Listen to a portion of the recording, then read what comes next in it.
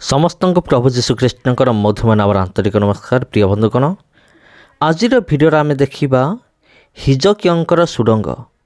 ତାହା ଆରମ୍ଭ ହେଉଛି ଦାଉଦଙ୍କର ସହରରୁ, କାରଣ ଦାଉଦଙ୍କର ସହର ସହିତ ଆଉ ହିଜକିୟଙ୍କର ସୁଡ଼ଙ୍ଗ ସହିତ ସମ୍ପର୍କ ରହିଅଛି। ତେବେ ପ୍ରିୟ ବନ୍ଧୁଗଣ, ତେବେ କ'ଣ ସମ୍ପର୍କ ରହିଅଛି ତାହା ଆମେମାନେ ନିହାତି ଭାବରେ ଜାଣିବା। ମୁଁ ଆପଣଙ୍କୁ ସମସ୍ତ ବିଷୟ ଦେଖାଇବି କ'ଣ ସମ୍ପର୍କ ଅଛି। କିନ୍ତୁ ପ୍ରିୟ ବନ୍ଧୁଗଣ, ଆପଣମାନେ ଭିଡ଼ିଓକୁ ଦେଖନ୍ତୁ। ପବିତ୍ର ଧର୍ମଶାସ୍ତ୍ର ବାଇବେଲରେ ଜଣେ ରାଜା ଥିଲେ, ତାଙ୍କ ନାଁ ହେଉଛି ହିଜକିୟ ରାଜା। ଆଉ ତାଙ୍କର ଜୀବନ କାଳ ମଧ୍ୟରେ ସେ ଗୋଟେ ସୁଡ଼ଙ୍ଗ ନିର୍ମାଣ କରିଥିଲେ। ଏ ଭିଡ଼ିଓକୁ ପୋଷ୍ଟ କରିକି ଆପଣ ଦେଖିପାରିବେ, ପଢ଼ିପାରିବେ କ'ଣ ଲେଖା ଅଛି। ଆଉ ତାଙ୍କର ଶାସନ କାଳ ମଧ୍ୟରେ ସେ ଗୋଟେ ସୁଡ଼ଙ୍ଗ ତିଆରି କରିଥିଲେ, ବହୁତ ଲମ୍ବା ସୁଡ଼ଙ୍ଗ। ତେବେ ରାଜା ହିଜକିୟ ଯେଉଁ ସୁଡ଼ଙ୍ଗ ତିଆରି କଲେ, ତେବେ ପ୍ରଶ୍ନ ଉଠୁଛି କ'ଣ ତା ଆଜି ପର୍ଯ୍ୟନ୍ତ ଅଛି କି? ଏହାର ଉତ୍ତର ପ୍ରିୟ ବନ୍ଧୁଗଣ, ତା ଆଜି ପର୍ଯ୍ୟନ୍ତ ରହିଅଛି। ଆଉ ଆଜି ମଧ୍ୟ ଅନେକ ତୀର୍ଥଯାତ୍ରୀମାନେ ସେ ସ୍ଥାନକୁ ଯାଇକି ସୁଡ଼ଙ୍ଗକୁ ଦେଖିକି ଆସୁଛନ୍ତି, କାରଣ ଏହା ମଧ୍ୟ ବାଇବେଲ ରିଲେଟେଡ଼ ଏକ ପ୍ରମାଣ ଅଟେ, ବାଇବେଲ ରିଲେଟେଡ଼ ଏକ ଜାଗା ଅଟେ। ତେଣୁ ଏ ସମସ୍ତ ବିଷୟ ଜାଣିବା ଆମର କର୍ତ୍ତବ୍ୟ ଅଟେ। ଦ ହାଉସ୍ ଅଫ୍ ଅହିଏଲ, ଅହିଏଲ ବିଷୟରେ ତ ବାଇବେଲରେ ଲେଖା ନାହିଁ, କିନ୍ତୁ ଇଏ ହେଉଛି ଦାଉଦଙ୍କର ନଗର, ଯେଉଁଟା ଆପଣ ଦେଖୁଛନ୍ତି। ଆଉ ଯେତେବେଳେ ଆର୍କିଓଲୋଜିଷ୍ଟ ମାନେ, ପ୍ରତ୍ନତତ୍ତ୍ୱବିତ୍ ମାନେ, ଯେତେବେଳେ ସେମାନେ ଏଇ ନଗରକୁ ସେମାନେ ଖୋଦନ କଲେ, ଆଉ ସେତେବେଳେ ସେମାନଙ୍କୁ ଗୋଟେ ଘର ମିଳିଥିଲା। ଆଉ ଜଣାଗଲା ଯେ ଏହା ହେଉଛି ଅହିଏଲର ଘର। ଅହିଏଲ ବୋଲି ଜଣେ ବ୍ୟକ୍ତି ଥିଲେ, ତାଙ୍କର ଘର ବୋଲି ଜଣାଗଲା। ଅବଶ୍ୟ ଏଟା ବାଇବେଲ ଲେଖା ନାହିଁ, କିନ୍ତୁ ଏହା ହେଉଛି ପ୍ରତ୍ନତତ୍ତ୍ୱ ବିଭାଗର ଗୋଟେ ପ୍ରମାଣ। ତେବେ ହିଜକିୟଙ୍କର ସୁଡ଼ଙ୍ଗ ଏଇଠୁ ଆରମ୍ଭ ହେଉଛି। ଏଇଠୁ ଆରମ୍ଭ ହେଉଛି ହିଜକିୟଙ୍କର ସୁଡ଼ଙ୍ଗ। ଆଉ ଯେତେବେଳେ ସେ ରାଜତ୍ୱ କରୁଥିଲେ, ସେତେବେଳେ ସେ ଏହି ସୁଡ଼ଙ୍ଗକୁ ନିର୍ମାଣ କରିଥିଲେ। ତେବେ ପ୍ରିୟ ବନ୍ଧୁଗଣ, ଆପଣମାନେ ଭିଡ଼ିଓକୁ ଦେଖୁଥାନ୍ତୁ। ଆଉ ଦ୍ୱିତୀୟ ରାଜାବଳୀ ଯଦି 20 ପର୍ବ ଆପଣ ପଢ଼ିବେ, ସେଠି ହିଜକିୟ ରାଜାଙ୍କର ଏହି ସୁଡ଼ଙ୍ଗ ବିଷୟରେ ଲେଖା ଅଛି।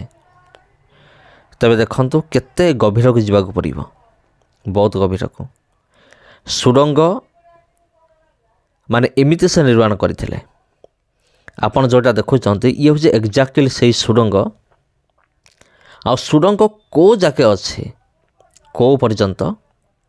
ଆଉ ଏହା ହେଉଛି ବହୁତ ବଡ଼ ଲମ୍ବା ସୁଡ଼ଙ୍ଗ, ଯେଉଁଟା ଆପଣ ଦେଖୁଛନ୍ତି। କିନ୍ତୁ ଏ ଭିଡ଼ିଓରେ ସମସ୍ତ ବିଷୟ ମୁଁ ଦେଖିପାରୁନାହିଁ, କିନ୍ତୁ ସୁଡ଼ଙ୍ଗର ମୁଖ୍ୟ ଅଂଶ ଗୁଡ଼ିକ ମୁଁ ଆପଣଙ୍କୁ ଦେଖାଇବି। ଦ୍ୱିତୀୟ ରାଜାବଳୀ 20 ପର୍ବର 20 ପଦ ଲେଖାଯାଏ, ଏହି ହିଜକିୟଙ୍କର ଅବଶିଷ୍ଟ ବୃତ୍ତାନ୍ତ ଓ ତାଙ୍କର ସମସ୍ତ ପରାକ୍ରମ ଓ ସେ କିପରି ପୁଷ୍କରିଣୀ ଓ ନାଳ ପ୍ରସ୍ତୁତ କରି ନଗର ମଧ୍ୟକୁ ଜଳ ଆଣିଲେ, ଏହା ସବୁ କ'ଣ ଜିହୁଦା ରାଜାମାନଙ୍କର ଇତିହାସ ପୁସ୍ତକରେ ଲେଖା ନାହିଁ? ଏଠି ଲେଖା ହେଉଛି, ଦେଖନ୍ତୁ, ତାଙ୍କର ସମସ୍ତ ପରାକ୍ରମ ବୃତ୍ତାନ୍ତ, ସେ କିପରି ପୁଷ୍କରିଣୀ ଓ ନାଳ ପ୍ରସ୍ତୁତ କରି, ସେ ନାଳ ପ୍ରସ୍ତୁତ କରିଥିଲେ ବା ସୁଡ଼ଙ୍ଗ ତିଆରି କରିଥିଲେ। ଆଉ ସେଇଟା ବର୍ତ୍ତମାନ ଆମେମାନେ ଦେଖୁଛୁ। ଇଏ ହେଉଛି ହିଜକିୟଙ୍କର ସୁଡ଼ଙ୍ଗ। ତେବେ ଆଉ ଗୋଟେ ଅଂଶ ବି ଆମେ ପଢ଼ିପାରିବା, ଦ୍ୱିତୀୟ ବଂଶାବଳୀ ତା'ର 32 ପର୍ବର 30 ପଦ। ଦ୍ୱିତୀୟ ବଂଶାବଳୀ 32ର 30 ଆମେ ପଢ଼ିବା। ଆପଣ ଭିଡ଼ିଓକୁ ଦେଖୁଥାନ୍ତୁ। 32 ପର୍ବର 30 ପଦ। ଆଉ ଏଠି ମଧ୍ୟ ଲେଖା ଅଛି ସୁଡ଼ଙ୍ଗ ବିଷୟରେ। ଏଠି ଏମିତି ଲେଖାଯାଏ, ଏହି ହିଜକିୟ ମଧ୍ୟ ଗିହୋନସ୍ଥିତ ଉଚ୍ଚତର ଜଳଝର ବନ୍ଦ କରି ତା ସଳଖ ପଥରେ ଦାଉଦ ନଗରର ପଶ୍ଚିମ ପାର୍ଶ୍ୱକୁ ଆଣିଲେ। ପୁଣି ହିଜକିୟ ଆପଣାର ସମସ୍ତ କାର୍ଯ୍ୟରେ କୃତକାର୍ଯ୍ୟ ହେଲେ। ତାଙ୍କ ସୁଡ଼ଙ୍ଗ ଯେଉଁଠି ବି ଆରମ୍ଭ ହୋଇଥିଲା, କିନ୍ତୁ ଶେଷ ହୋଇଥିଲା ଦାଉଦ ନଗରରେ।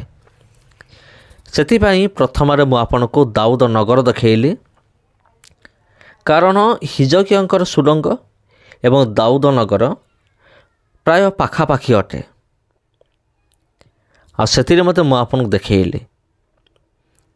ତେବେ ପ୍ରିୟ ବନ୍ଧୁଗଣ, ସେ ଯେଉଁ ସୁଡ଼ଙ୍ଗ ନିର୍ମାଣ କଲେ, ଏଇ ଯେଉଁ ସୁଡ଼ଙ୍ଗ ନିର୍ମାଣ କରିଥିଲେ, ଏହା ଯାଇକି ଲାଗିଛି କେଉଁଠି? ଦାଉଦଙ୍କ ନଗର ଯାଇକି ସମାପ୍ତ ହୋଇଛି। ତେବେ ପ୍ରିୟ ବନ୍ଧୁ ଦେଖନ୍ତୁ, ଭିତରେ ଏତେ ଆଲୁଅ ନାହିଁ, କିନ୍ତୁ ଭିତରେ କିଛି ଲାଇଟ୍ ଦିଆହେଇଛି। କିନ୍ତୁ ଯେହେତୁ ଏଇଟା ଗୋଟିଏ ସୁଡ଼ଙ୍ଗ, ସେଥିପାଇଁ ଭିତରେ ବେଶୀ ଲାଇଟ୍ ନାହିଁ। ଆଉ ଭିତରେ ଯାହା ଲାଇଟ୍ ଦିଆଯାଇଥିବ, ଜଳାଯାଇଥିବ, ଆଉ ସେ ଲାଇଟ୍ ଯେତିକି ଅଞ୍ଚଳରେ ପଡ଼ିବ, କେବଳ ସେତିକି ଅଂଶ ଆପଣଙ୍କୁ ଦେଖାଯିବ। ଆଉ ନଚେତ୍ ଆପଣଙ୍କୁ ଭିତରେ ଅନ୍ଧାର ହିଁ ଅନ୍ଧାର ଦେଖାଯିବ। ଆପଣ ଯଦି ଫାର୍ଷ୍ଟ ଟାଇମ୍ ଯିବେ এই ସୁଡ଼ଙ୍ଗ ଭିତରକୁ, ଆପଣଙ୍କୁ ହୁଏତ ଟିକେ ଭୟ ମଧ୍ୟ ଲାଗିପାରେ, କାରଣ ଏତେ ବଡ଼ ସୁଡ଼ଙ୍ଗ। ଆପଣ ଯଦି ଯିବେ, ପାଖାପାଖି କେହି ବି ନଥିବେ।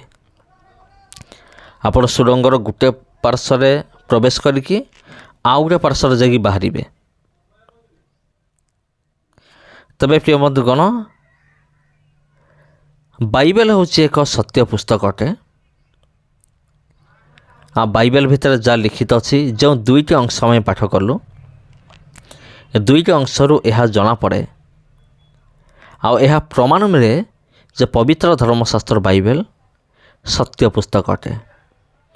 ତେବେ ପ୍ରିୟ ବନ୍ଧୁଗଣ, ଦାଉଦ ନଗର ଦେଖନ୍ତୁ, ସୁଡ଼ଙ୍ଗର ବାହାରକୁ ଆସିଲେ, ଆଉ ଦାଉଦ ନଗର, ଦ ସିଟି ୱାଲ୍, ସହରର କାନ୍ଥ ବା ପ୍ରାଚୀର ଆପଣ କହିପାରିବେ ଏଠି ଅଛି। ଦାଉଦ ନଗରର ପ୍ରାଚୀର ଆପଣ କହିପାରିବେ। ଆଉ ଏଠି ଗୋଟିଏ ସପିଂ ମଲ୍ ବି ରହିଅଛି ଆଖପାଖରେ। ଆଉ ଯଦି ଆପଣ କେବେ ହିଜକିୟଙ୍କର ସୁଡ଼ଙ୍ଗକୁ ଦେଖିବା ପାଇଁ ଯାଆନ୍ତି, ତେବେ ଆଖପାଖରେ ଆପଣଙ୍କୁ ଏମିତି ଏକ ସପିଂ ମଲ୍ ବା ରେଷ୍ଟୁରାଣ୍ଟ ବି ଆପଣଙ୍କୁ ମିଳିଯିବ। ଏଠି ଆପଣଙ୍କର ଡ୍ରେସ୍ ପତ୍ର ଠାରୁ ଆରମ୍ଭ କରିକି ଖାଇବା ଜିନିଷ ମଧ୍ୟ ଆପଣଙ୍କୁ ମିଳିପାରିବ। ତେବେ ଖ୍ରୀଷ୍ଟରେ ପ୍ରିୟ ଭାଇ ଏବଂ ଭଉଣୀମାନେ, ଏ ଜାଗା ଆପଣଙ୍କୁ କିପରି ଲାଗୁଛି କମେଣ୍ଟ କରିକି ଜଣାଇବେ। ଆଉ ଏଠି ଯେଉଁ ଲେଖା ଅଛି, କେଉଁ ଜାଗାରେ କ'ଣ କ'ଣ ସବୁ ରହିଅଛି, ତାକୁ ନକ୍ସା ମାଧ୍ୟମରେ ବି ଦିଆଯାଇଛି। ଆଉ ଇଏ ଗୋଟେ ମଲ୍ ଗୋଟେ, ଏଠି ବିଭିନ୍ନ ପ୍ରକାର ଜିନିଷ ମିଳେ। ତେବେ ସମସ୍ତଙ୍କୁ ପ୍ରଭୁ ଯୀଶୁଖ୍ରୀଷ୍ଟଙ୍କର ମଧୁମୟ ନାମରେ ଆନ୍ତରିକ ନମସ୍କାର। ପ୍ରିୟ ବନ୍ଧୁଗଣ, ଯଦି ଏ ଭିଡ଼ିଓ ଆପଣଙ୍କୁ ଭଲ ଲାଗିଥାଏ, ଭିଡ଼ିଓକୁ ସେୟାର କରନ୍ତୁ। ଯଦି ଆପଣ ଚ୍ୟାନେଲକୁ ପ୍ରଥମ ଥର ପାଇଁ ଆସିଛନ୍ତି, ଚ୍ୟାନେଲକୁ ସବସ୍କ୍ରାଇବ୍ କରନ୍ତୁ, ଭିଡ଼ିଓକୁ ସେୟାର କରନ୍ତୁ। ପୁଣି ଦେଖା ହେବ ଆପଣଙ୍କ ସହିତ ଆଉ ଗୋଟେ ଭିଡ଼ିଓରେ। ସମସ୍ତଙ୍କୁ ନମସ୍କାର।